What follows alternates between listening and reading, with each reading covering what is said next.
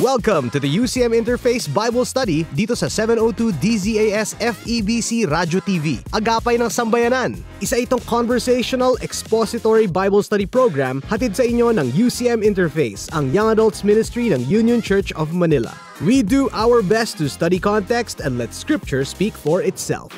Ang programang ito ay isang teaching ministry ng Union Church of Manila, a church of many nations committed to making disciples who are transformed by the gospel of Jesus Christ. Sa panahon ngayon, napakaraming versions of who Jesus is. How do we know who's the real one? One way to figure this out is to study what Jesus said about himself. So for this season, we'll be discussing the I am sayings of Jesus in the Gospel of John. Sa episode na ito, tatalakayin namin ang I am the light of the world na nasa John 8:12-20. Here's Gutch, Rainier, and Gunnar for part 2 of this discussion. Hello everyone! Hello again everybody! My name is Gutch, isa akong commercial voice artist. Ako si Rainier, Director ng Young Adult Ministry sa Union Church of Manila. Ako naman si Gunnar. I work for an IT company in Makati. Okay, tuloy tayo sa part 2 ng ating discussion ng I am the light of the world na nasa John 8:12-20. Para sa ating listeners, if you want to review the first part ng discussion namin, check out the full episode sa UCM Interface Bible Study sa Spotify at sa YouTube. Alright, so before we continue, let's review our scripture reading in 3, 2, 1. John 8:12-20. Again, Jesus spoke to them, saying, I am the light of the world.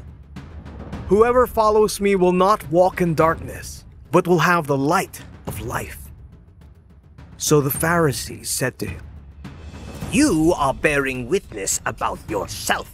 Your testimony is not true. Jesus answered, Even if I do bear witness about myself, my testimony is true. For I know where I came from and where I am going. But you do not know where I come from or where I am going. You judge according to the flesh. I judge no one. Yet, even if I do judge, my judgment is true, for it is not I alone who judge, but I and the Father who sent me. In your law, it is written that the testimony of two people is true. I am the one who bears witness about myself, and the Father who sent me bears witness about me. They said to him, therefore, Where is your Father? Jesus answered, You know neither me nor my Father. If you knew me, you would know my Father also. These words he spoke in the treasury, as he taught in the temple, but no one arrested him, because his hour had not yet come.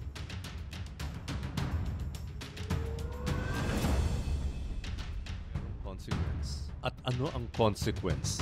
I mean, we take light for granted ngayon kasi nasa industrial age tayo. We have light bulbs, light sources. Paggabi, when we need it. Even when you don't need it, we have street lights illuminating the way. Pero in ancient times, light, and in that case, siyempre, fire yung usual na source of light nila sa gabi. That could really spell the difference between life and death at that time. Mm-hmm. Especially, for example, for the Israelites, when they were traveling sa desert, kung sila ay walang light, they are in danger of being overrun by wild animals. Mm-hmm. Their children may be, while they are sleeping, they may get attacked or accosted by animals or bandits, no? But if you have light all around you, everything is visible around you, so you can be forewarned if there's danger coming in. And same goes until yung time na ni Jesus, more or less the same situation. If you are in a dark place, mas mataas yung chances na mawaylay ka ng criminals, or you may stumble, you may fall in a pit, no? Kasi hindi naman perfect yung mga kalsada nila doon. May mga butas-butas doon somewhere. So, for Jesus to say na, I am the light of the world, tama ka, Gutch, hindi siya feel good. Kasi at that time, light is like a basic need, maybe comparable to, food and water. For example, at night, you may have food and water, but if you don't have light, it may get taken away from you. Yeah, that's right. Alam nyo, itong theme na to ng light, this metaphor, na-establish niya ni John sa simulang-simula pa lang ng gospel niya. Yeah, that's Halimbawa, right, John chapter 1 verse 4. In him was life, and the life was the light of light. all mankind. Yan na yun. The light shines in the darkness, and the darkness has not overcome it. So may kita mo, dito pa lang, dito sa claim ni John that Jesus is light, parang meron ditong ongoing pa rin na battle against darkness. So Jesus has ushered in the kingdom, but darkness is still there, and that's why he has come. So, iintindihin nga natin yung relevance nitong claim na to. In fact, napakaganda ng position nito dito sa chapter 8. In fact, kahit isiningit man itong pericope adultery na ito, kadugtong pa rin siya. Because light was cast dun sa sitwasyon ng adulterous woman. In fact, ang na-expose dito, yung Pharisees. Entrapment, parang ganun yung katotohanan na ano plano nila gawin. It was an entrapment, at saka hindi, biro mong ginawa nila, babae lang yung hinarap. Asan yung kabit na lalaki? Doon sa batas nila, dapat pati yung lalaki nila ba sila? Pareho. Oo. So, nagkakaroon ng exposure ng injustices because women back then, di ba, mga women had no social leverage. Kaya nga light of the world si Jesus eh. Tsaka hindi lang yan. Kaya tutuloy pa natin yung pag-aaral nito. Pag pumunta sila sa chapter 9, ito yung healing ng isang lalaki who was born blind. At magkakaroon na naman siya ng conflict with the Pharisees, with the religious leaders. Ito yung mga bagay na ine-expose ng light. It's also interesting na, di ba sabi ni Jesus dito, I am the light of the world. Whoever follows me will not walk in darkness, but will have the light of life. Mm-hmm. So, as nice as it sounds, meron tong exclusivity. Kasi yung sinasabi niya na, yung default state ng mundo ay darkness. That's true. Yung lumalabas is that no matter how hopeful, no matter how quote-unquote good, yung mga pinagagawa natin or whatever, it's we are in darkness without Jesus. Right. Kaya siya dumating. And that's what Jesus does as light of the world. He exposes the things that are hidden in the dark. Ngayon, this is both good news and bad news. If you're hiding something at na-expose, oh my, nakakahiya. Magkakalabasan yan. Oh, lahat ng baho, ganyan-ganyan. But then, this could also bring healing. Light could bring healing. Pag na-expose kung sino tayo, yan na yung simula ng ating restoration. Kaya nga dun sa pericope adultery, nung nahuli itong adulterous woman, ano nga yung sinabi ni Jesus sa kanya? Go now and leave your life of sin. Go and sin no more. Ganun ang nagagawa ng light. It can expose, but it also depends on the person. Di ba sabi rin natin that light, ang isang symbol ng light dito, yung Word of God? And that's what the Word of God does. It exposes us. Paano mo na ngayon lang tatanggapin yung exposure mo na yun? Right? So eto, verse 13, ano sabi ng Pharisees? The Pharisees challenged him, Here you are, appearing as your own witness. Your testimony is not valid. Who do you think you are? Parang, who you? Ganyan. Anong karapatan mo na magsalita ng ganyan? Ikaw lang naman nagsasabi niyan tungkol sa sarili mo. Ikaw lang. So, parang understandable yung ganong klase na ikaw lang naman nagsasabi yan eh. Kasi nga naman, ang requirement sa Old Testament, you have to have 2 or 3 witnesses to verify kung tama ba yan, to validate whether this story, this account is correct or not. You need to provide 2 or 3 witnesses. Actually, ang may problema dito yung Pharisees. Kasi sa chapter 5 pa lang, nagsabi na si Jesus, He provided ample witnesses to verify His claim. Okay? Punta tayo sa chapter 5. Gunnar, pakibasa yung chapter 5, verse 33. You sent to John, and he has borne witness to the truth. Sino yung isang nagte-testify kay Jesus nga pala? Yun, si John the Baptist. Si John the Baptist yun. Pinsan. Na kinikilala ng lahat noon na prophet yan. Wala silang problema kay John the Baptist. Kung sinasabi niya, approve kami dyan. He's a prophet. Isa yun. Bukod pa kay John. John chapter 5 verse 36. But the testimony that I have is greater than that of John. For the works that the Father has given me to accomplish, the very works that I am doing, bear witness about me that the Father has sent me. Hindi lang si John the Baptist. Yung mga works ni Jesus. Works ni Jesus. Miraculous works ni Jesus. Actions, no? Hindi lang words. Yes. Hindi lang words to. Hindi lang to yung nagke-claim lang ako. But his actions, his miraculous works, provide further evidence. So, andyan si John the Baptist. Andyan din yung miraculous works niya. What about chapter 5, verse 37? Just the next verse. And the Father who sent me has himself borne witness about me. His voice you have never heard, his form you have never seen. It's the Father. Sabi niya. Isa siya. Ano pa? Chapter 5, verse 39. Verse 39, you search the scriptures because you think that in them you have eternal life. And it is they that bear witness about me. Scriptures. Scripture. 2 or 3 lang naman ang hinihingi ng law. Ito, gusto mo pa?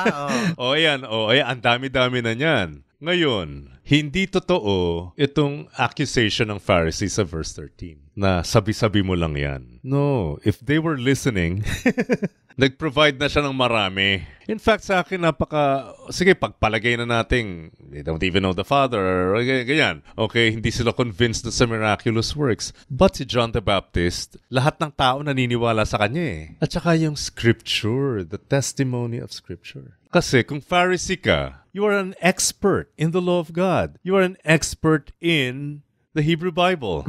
So dapat nakuha mo na yan. Sa Scripture pa lang, alam mo na yan. Because Scripture points to Jesus. Pero hindi eh. Doesn't seem to be sufficient to them. So ang dami-dami ng evidences, but none of these witnesses or evidences would suffice. So anong ginawa ngayon ni Jesus? Verse 14, anong ginawa niya? Jesus answered, "Even if I do bear witness about myself, my testimony is true. For I know where I came from and where I am going. But you do not know where I come from or where I am going." Oh wow, ano yung defense ni Jesus? Parang dun pa lang anong sinabi niya. Totoo to, kasi alam ko kung saan ang galing. Oo, and I know my mission. Ako yan, na-exasperate na ako eh. Parang magiging irate customer na talaga ako. Hindi ba kayo nakikinig?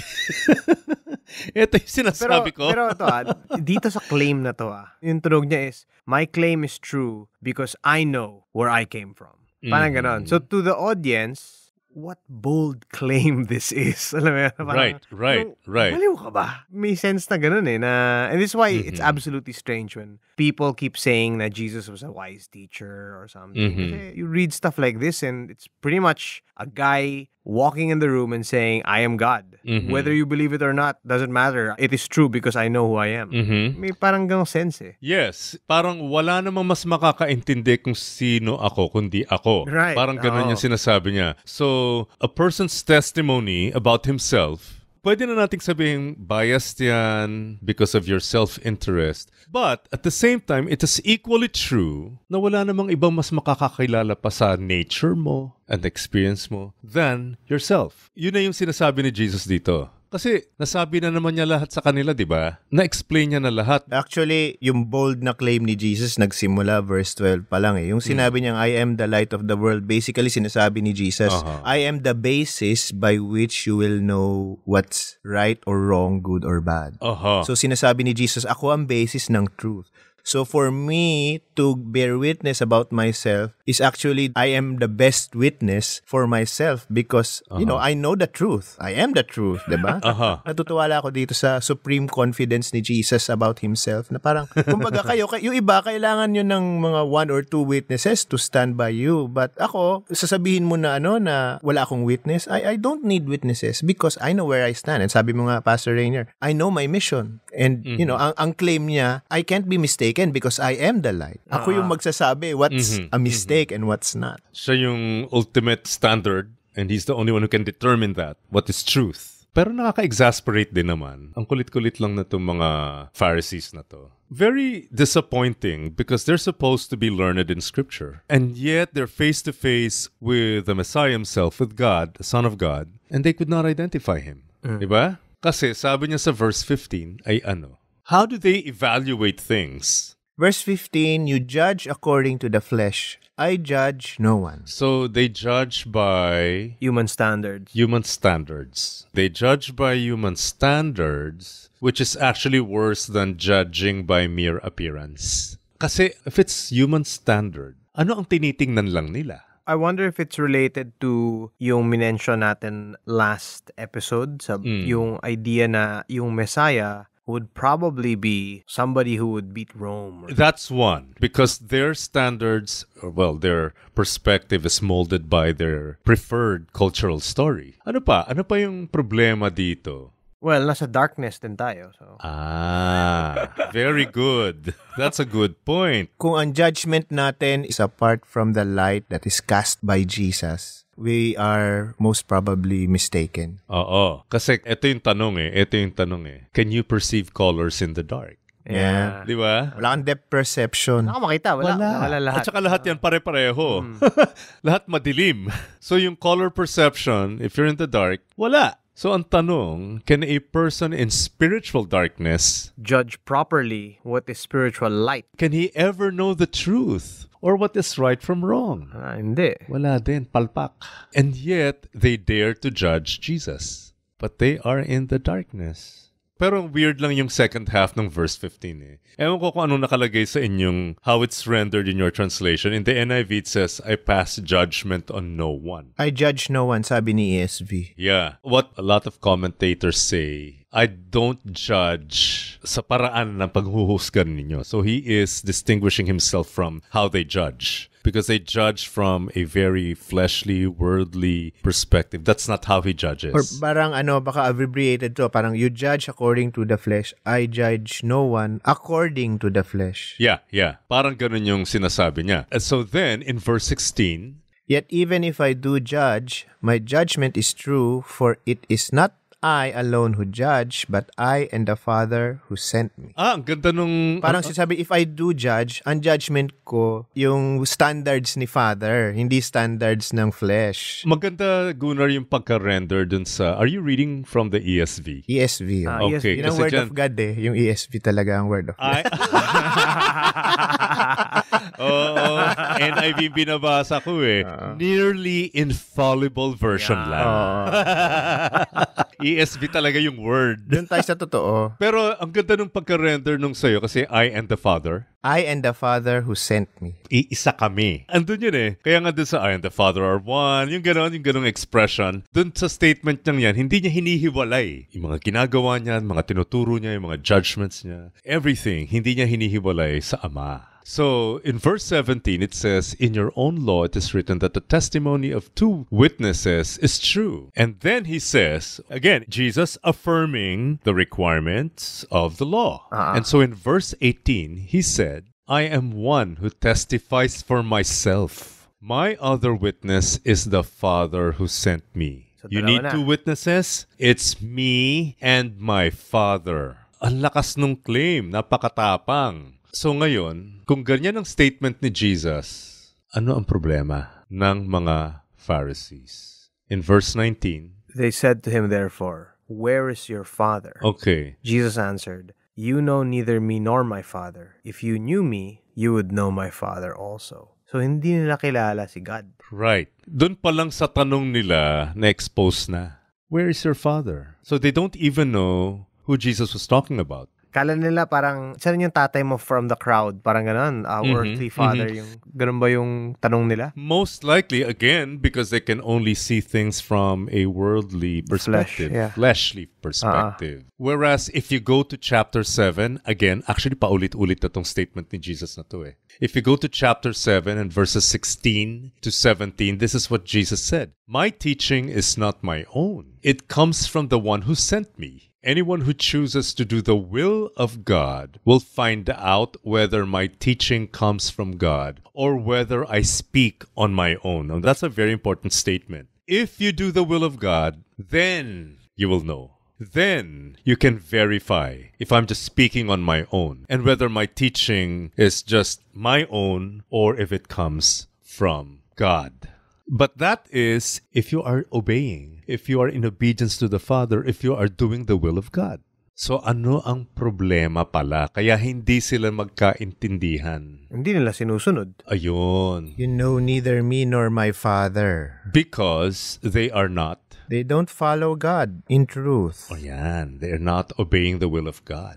Teka muna, nagtuturo mga Bible teachers to eh. May PhD to eh, sa theology. How can that happen? Is that possible? Looks like it is, no? You can read so many books. You can read your Bible cover to cover. But all the same, pwedeng hindi mo kilala si Jesus. Pwedeng hindi mo kilala si God. Kasi if you really understand what you're reading, if you study it and, submit to what you're studying, kasi the scripture tells us about who God is. So, kumbaga, siguro kung nagpapa-instruct tayo sa binabasa natin, makikilala natin si God, makikilala natin kung ano yung gusto niyang pagawa sa atin. So, but the fact that the Pharisees don't seem to know who God is, looks like they're reading, but they're not learning. Hindi sila nagpapa-instruct. Merong disconnect because they're not obeying. Maraming alam, but they're not obeying. So, obedience, again, is very important. That's why, we keep saying that faith is not just an inward or internal posture. It requires that we submit, that we obey, that we demonstrate through our lives our allegiance to God, to Jesus. Hindi naghihiwalay yung mental assent at saka yung how these principles are lived out. Hindi siya naghihiwalay. It shapes our lives. For me, isang major na balakid yan, I suppose, for a lot of people, dapat pagka lumapit ako kay Christ, I want to follow Christ. So it always starts with, learning more about Him and learning His words. So that means going to the scripture, no? Dapat pag pumanta tayo, lumapit tayo sa scripture, dapat walang barrier na maniniwala ako sa scripture as long as, it sounds reasonable to me. So kumbaga, ang ginagawa mong yardstick yung sense mo, whatever that is. Yung sarili mo. Yung sarili mo, oo. Yung lumalabas, ako yung arbiter. Ako yung basehan. Ako ang light. Right. Ako yung judge kung whether this is something that I will believe in or not. In fact, babalik na naman tayo dyan sa Genesis 3 kasi yan mismo ang ginawa ni Adam at ni Eve. That's right. Nung sinabi pa lang ni Adam kay God, kasi yung nilagay mong babae dito ang sama, ang sakit nun kasi that is challenging God's evaluation, His judgment of what is good for man. Because if you go back to Genesis chapter 2 verse 18, God said, it is not good for the man to be alone. So you are challenging God's judgment. In the eyes of God, it's not good for the man to be alone. Tapos nung nagkasala ka, sabihin mo, ikaw kasi nilagay mo yung babae dito Yun ang problema. We are in the darkness when we still make ourselves the standard of truth. And that's a theme naman all the way from Genesis across the whole Old Testament and even to today, yung we decide what's good. Right. Your will is good, God, but I have something better. So, itong I am statement na to ni Jesus na I am the light of the world has a very radical implication sa buhay ng bawat isang tao. Na makakarinig na to. Pag sinabihan ka ng Jesus, hey, you, I am the light of the world. Ibig sabihin pala nun, ang standard ni Jesus yung kailangan sundin, hindi yung what I think is right. Or kung ano yung agreed standard ng current culture, what's acceptable in the current culture, hindi yun ang standard. Ang standard is yung standard ni Jesus. And I think that's where a lot of people fail. Even me, occasionally, parang, Lord, it's too hard to follow you. Lalo na pag nagdadrive ka sa kalsada. Biglang may magkakat sa'yo. Dapat, ang prerequisite, I will let the scripture speak. Whatever it says, I will follow. I will obey. And only those who recognize Jesus as the true King, those who do believe that Jesus claimed that He is the light of the world, sila lang ang may capability to truly appreciate this. At sila lang yung magkakaroon ng ganitong klaseng blessing. Para dun pa sa hindi pa nakakakilala kay Jesus. Kilalanin niyo siya. Siya lang yung pag-asa Siya lang yung magbibigay ng ilaw sa kadiliman natin. Related to that, I just remember this story from siguro 2010. Meron akong trek na dapat yung trek na to, 6 hours lang yung trek na to Tapos ang nangyari, naging 18 hours pare. Oh my. Noobs pa nun, wala akong pagkain, wala akong tubig. Kasi kala ko, 6 hours lang naman, okay lang. Dun sa trek na yon, mga 10 yata kami nun 2 lang yung may ilaw nun. Oh no. And ito, yung lakad namin, hindi to parang the Shire na maayos na daan. Talagang bababa kami sa ilog, may ahas, may talahib. Tapos yung talahib na hindi ko alam kung yung next step is dead end, tapos kailangan namin umikot. Ganun yung constant fear in the darkness. Ganun kadilim. Oo, ganun kadilim. And then, out of the 10 people, 2 lang yung may ilaw. Tapos naisip ko lang, kung hindi nagdala ng ilaw yung 2 yun, baka napatay na kami nun, di ba? Right. So, nalala ko yung sinasabi mo, Rainer, and relating that to Matthew 5. You are the light of the world. A city set on a hill cannot be hidden. Nor do people light a lamp and put it under a basket, but on a stand. It gives light to all in the house, di ba? Let your light shine before others so that they may see. So, kung madilim yung mundo na yun, napakadali na mag-bubble na lang. Imagine mo na lang kung ako na nga yung may headlamp, hindi ko pa shine. E di ako, pati yung mga katabi ko, lahat kami mapapahamak. Mas maganda kung out of the 10 people, 10 had lights. Pero kung isa lang yung may ilaw, mas mabuti pa yon kaysa sa walang naglabas ng ilaw. Tayo mga believers, nasa atin yung ilaw, who is Christ, tapos hindi pa natin nilabas. Ano pa mangyayari dun sa 10? Parang ganun, di ba? That's right. Okay. At doon nagtatapos ang ating discussion on the I am the light of the world saying ni Jesus sa John 8:12-20. And you know, sa inductive Bible study, yung hardest part is always yung application. So I guess yung question dito, as we stare at the darkness that's all around us, and knowing that yung darkness can never defeat the light of the world who is Jesus Christ, how then should we live our lives as children of light? No? Right. So yeah. Hope to see you sa ating next episode. Till then, ingat and God bless. God bless. God bless you all. Bye-bye.